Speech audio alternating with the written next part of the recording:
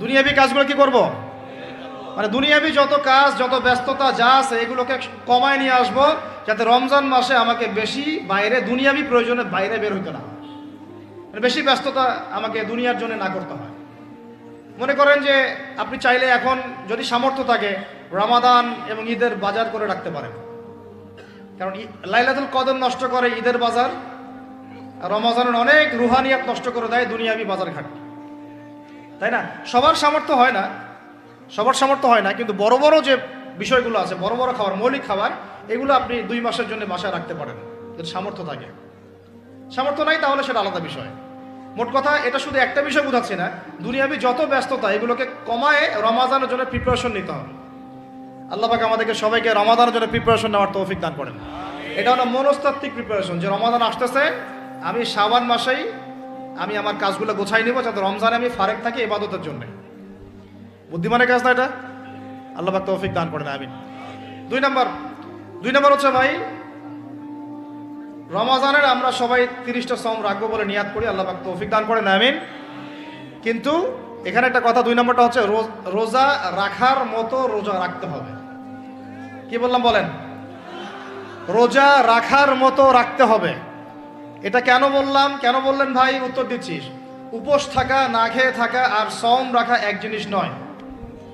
পানি ছেড়ে দেওয়া, খাবার ছেড়ে দেওয়া আর ইসলামী সওম এক জিনিস নয়। অনেক ধর্মের মানুষ খাবার পানি ছেড়ে দিয়ে থাকে, উপাস থাকে, থাকে না? হাদিসের মধ্যে নবীজি বলেছেন যে যে ব্যক্তি রোজা রেখে অন্যায় কাজ ছাড়তে পারলো না, মানে আল্লাহর মাসিয়াত ছাড়তে পারলো না, এই যে কাবায়ের ফাওয়াহিশ এগুলো ছাড়তে পারলো না, অশ্লীলতা ছাড়তে পারলো না, মিথ্যা ছাড়তে পারলো না, বেহায়াপনা ছাড়তে পারলো না, তার না খেয়ে থাকায়, পানি না পান করায় আল্লাহর কিচ্ছু যায় আসে না।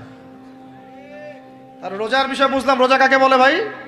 মানে রোজা মানে হচ্ছে আমি আল্লাহ পাকের সমস্ত নিষেধ ছেড়ে দিব। কি করব? আল্লাহর সমস্ত নিষেধ। রোজা থেকেছি, পানি খাচ্ছি না, খাবার খাচ্ছি না, কার ভয়ে? গোসল করার সময় 1 ঢোক পানি খেলে কে দেখবে? এই চেতনা তখন কাজ করে, তখন কাজ করে না?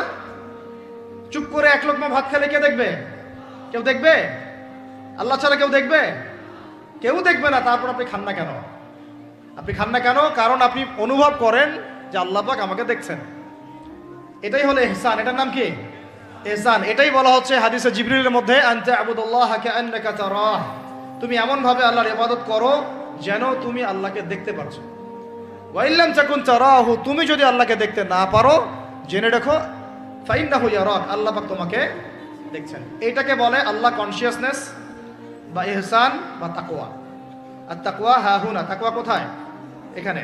আপনি সওমের 8টা পড়েন, কুতিবা আলাইকুমুস সিয়াম কামা কুতিবা আলাল লাযিনা মিন ক্বাবলিকুম লাআল্লাকুম কি তাত্তাকুন, তোমাদের উপর সওমকে ফরজ করা হয়েছে ঠিক যেমন করে আগের উম্মতদের উপরেও করা হয়েছিল। উদ্দেশ্য হচ্ছে লাআল্লাকুম তাত্তাকুন, যাতে করে তোমরা তাকওয়া অবলম্বন করতে পারো। তাকওয়া মানে আল্লাহ কনসিয়াসনেস, এই যে আমি খাচ্ছি না, পান করতেছি না, আমি বিশ্বাস করি আল্লাহ আমাকে দেখতেছেন, এই তো। তো সেই বান্দা কেমন করে রমজান চলে গেলেই বেনামাজি থাকতে পারে? রমজান চলে গেলে কি আল্লাহ তাকে আর দেখে না? সেই বান্দা কিভাবে সুদ খায়, তখন কি আল্লাহ তাকে দেখে না? সেই বান্দা, একই বান্দা কিভাবে জেনা করতে পারে? মেয়েকে নিয়ে কেমন করে বাইকে ঘুরতে পারে? কেমন করে গায়রা মাহরামের সাথে আমরা ইয়ে করতে পারি, ফ্রি মিক্সিং করতে পারি? কেমন করে সে সমকামিতার দিকে ধাবিত হতে পারে? কেমন করে সে জুয়া খেলতে পারে? কেমন করে সে মাদক খাইতে পারে? কেমন করে সে আল্লাহ দ্রোহী আইন বাস্তবায়ন করতে পারে? যদি সে এই চেতনা থাকে যে আল্লাহ আমাকে দেখছেন, এই চেতনাটাকে বদ্ধমূল করার জন্যই রমাজান আসে। বলেন সুবহানাল্লাহ। আমি কি বুঝাতে পারলাম রোজা রাখার উদ্দেশ্যটা কি? ওই জিনিসটাকেই আমাদের ভিতরে ইনস্টল করাই হলো উদ্দেশ্য। লাআল্লাকুম, আমার সাথে বলেন লাআল্লাকুম তাত্তাকুন। তাকওয়া কি কিনতে পাওয়া যায় বাজারে? এই যে আল্লাহ পাক আমাকে দেখছেন, আমি খাবো না, আল্লাহ আমাকে দেখছেন, আমি পান করতে পারবো না, আমার রেস্ট্রিকশন আছে, পিপাসায় গলা ফেটে যাচ্ছে একেবারে রোদের মধ্যে, তাও খাচ্ছি না কেন? কার ভয়ে? ওইটাই জীবনের সব ক্ষেত্রে বাস্তবায়ন করার জন্যই রমজান আসে। বুঝাতে পারি নাই মনে হয়? ওই চেতনাটাই, একই চেতনাটাই জীবনের সবগুলো কাজে বাস্তবায়ন করার জন্য কি আসে? রমাদানের সওম আসে। আমরা শুধু রোজার ফজিলত নিয়ে বয়ান করি, রোজা রাখলে 70 গুণ নেকি হবে না, 70 গুণ হবে, 700 গুণ বাড়াই দিবে। মূল কথা ফজিলত তো ফজিলত পাবোই, মূল কথা এইটা, তাকেও অবলম্বন করতে হবে। আল্লাহ পাক আমাদেরকে তৌফিক দান করেন। কয়টা বলছি বলেন ভাই? দুইটা মনে থাকবে। এক, দুনিয়াবি কাজ কমায় ফেলা। দুই, কি রোজা রাখার মতো রাখা। তিন নাম্বার হচ্ছে, এটা আমার নিজস্ব একটা পরামর্শ আর কি। 3 নাম্বার হচ্ছে, রোজা রাখার জন্য আমাদের সাহারি করতে হয়, ইফতার করতে হয়। এই তো আল্লাহর ওয়াস্তে সাহারি এবং ইফতারে মুসলমানের মতো খাবার খাবেন, জানোয়ারের মতো খাবার খাবেন না। সাহারি এবং ইফতার এই দুটোতে কি খাবেন? মুসলমানের, মুমিনের মতো খাবার খাবেন, জানোয়ারের মতো খাবার খাবেন না। আল্লাহ পাক বোঝার তৌফিক দান করেন। মানে আমরা কিন্তু সাহারিতে কি করি জানেন? 7 পেট খাই। কয় পেট? নবীজি বলেছেন খাবে পেটের 1 ভাগ খাবার, 1 ভাগ পানি, 1 ভাগ, আবার বলি 1 ভাগ খাবার, 1 ভাগ পানি, 1 ভাগ। কার পেট খালি আছে এখন খাওয়ার সময় খাওয়ার টেবিলে? আমাদের ওস্তাদরা বলেন যে মুসলিম উম্মাহ, আমাদের ওস্তাদরা বলেন যে মুসলিম উম্মাহ খাবার টেবিলে হেরে গেছে, সে কখনো জিহাদের মাঠে জিততে পারবে না। বুঝতে পারেন নাই? বুঝতে পারলাম না মনে হয়। যারা খাওয়ারের টেবিলেই হেরে গেছি, এখানেই তো আপনি সুন্নাহ মাফিক খাইতে পারতেছেন না, প্রবৃত্তির কাছে হেরে গেলেন, গপ গপ গপ গপ করে খাচ্ছি 7 পেট ভর্তি করে। এখানে তো খাবারের সামনেই হেরে গেলাম, প্রবৃত্তির সামনে। সে আবার কাফেরদের সাথে জিতবে কেমনে? জিতবে আগে নিজের প্রবৃত্তির উপর জিহাদে তো জিততে হবে। আমার মন চাচ্ছে যে না করি, করবো না, এটার নাম জিহাদ, এটাও জিহাদ। মন চাচ্ছে সুদ খাই একটু, খাবো না, এটার নাম কি? জিহাদ। মন চাচ্ছে নামাজ না পড়ি, ঘুমায় থাকি, মন চাচ্ছে না, মন বলতেছে ঘুমাই ঘুমাই ঘুমাই, কিন্তু নামাজ পড়তে হবে। এই যে উঠলাম, অজু করলাম, গেলাম, এর নাম কি? এটাও এক প্রকার কি, বরং নফসের সাথে জিহাদটা অনেক বড় জিহাদ বলা হয়েছে, বলা হয় নাই? এটা মানুষকে শক্ত করবে। একটা মেয়ে সেটা প্রেম করতে মন চায়, করবো না, ওকে দেখবো না, যাবো না কাছে, এটা শক্ত থাকার নাম কি? এটা মনে নফসের সাথে কি, বুঝেন? তো আল্লাহ পাক আমাদেরকে নফস শক্ত করার তৌফিক দান করেন। তো ভাই, খাবার ইফতারেও এভাবে 7 পেট খাবেন না, সারিতেও খাবো না, ওয়াদা করি তো ইনশাল্লাহ। শোনেন, পরিমিত খাবেন, পুষ্টিকর খাবার খাবেন। পরিমিত খাবেন কিন্তু পুষ্টিকর খাবার খাবেন, তাহলে যথেষ্ট হবে ইনশাল্লাহ। আর এখনকার যে খাবার, এতে বেশিরভাগই ভেজাল। যত বেশি খাবো তত দ্রুত অসুস্থ হব।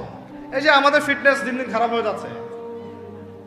আমি নিজের কথা বলতেছি, শোনেন, এটা বলি না, এগুলো জাহিলি যুগের কথাবার্তা। আমার কাছে ওটা জাহিলি যুগ।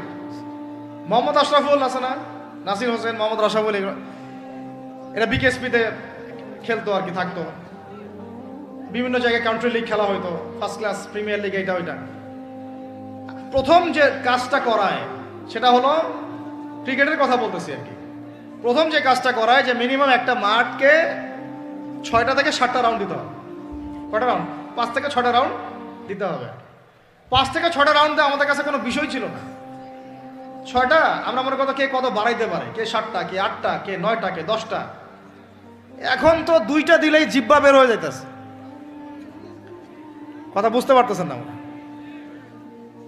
ওয়েট তোলা কোনো বিষয় না। মনে করো ওয়েট তোলা, দু একটা ছেলেকে তুলে ফেলা যাবে, কষ্ট হবে একটু আর কি। এখন একটা দেখা যায় যে ওয়াইফকেও তোলা যায় না বলে করে, কথা এরকম আর কি। তো এই যে আমরা দিন দিন যে দুর্বল হয়ে যাচ্ছি, বুঝতে পারতেছেন না আপনারা? এটা দিন দিন যে আমরা আগের জেনারেশনের মতো শক্ত না। আমাদের দাদারা, তার দাদারা যেরকম স্ট্রং ছিলেন, আমাদের ইয়াংরাও কিন্তু অত স্ট্রং না। একটা ইয়াং ছেলেকে আপনি এখন 50 বছরের একজন মুরব্বীর সাথে পাঞ্জা লাগায় দেন, পারবে না, ওই চাচাই জিতবে। তো এটার কারণ হচ্ছে ভেজাল খাবার, ভেজাল পরিবেশ, ভেজাল সবকিছু। আমরা যা খাচ্ছি বেশিরভাগই বিষ। আর আল্লাহর কসম, এগুলো মনিটর করার দায়িত্ব সরকারের, এগুলো মনিটর করার দায়িত্ব প্রশাসনের। এদেরকে মোবাইল কোর্টের আওতায় নিয়ে এসে একদম 1 বছরের জন্য ঢুকাইতে ভিতরে। আইনের সঠিক প্রয়োগ হলে এমনি সিধা হয়ে যাবে। বাঙালিদেরকে শুধু মিষ্টি মিষ্টি কথা বলে কাজ হবে না, মাঝে মাঝে কঠিন শাসন লাগে। বড় বড় কান্ট্রিগুলো আপনারা দেখে আসেন, মনে করেন রাস্তায় ড্রাইভিংয়ের সীমা দেওয়া আছে 100 কিলো, ওরা যদি 110, 120 চালায় কেউ কিচ্ছু বলবে না, কোনো ট্রাফিক পুলিশও নাই। মোবাইলে একটা মেসেজ চলে আসবে যে তোমার এই 1500 রিয়াল, 2000 রিয়াল জরিমানা করা হয়েছে। দিবানা ড্রাইভিং লাইসেন্স বাতিল, ওটা বাতিল তো হবেই, 6 মাসের জন্য জেল খাটবা। বাপ করে টাকা দিয়ে আসবে। টাকা না দিলেও আর ভয়ে চালাবে না, বাবারে বাবা একবার 1500 রিয়াল খাইছি, আবার খাওয়া যাবে। আইন শুধু থাকলে হয় না, আইনের একদম কঠোর বাস্তবায়ন থাকতে হবে। এই জিনিসটা যদি থাকে দেখবেন সমাজ ঠিক হয়ে গেছে ইনশাআল্লাহ। আল্লাহ পাক আমাদের সবাইকে কথাটা মন থেকে বোঝার তৌফিক দান করেন।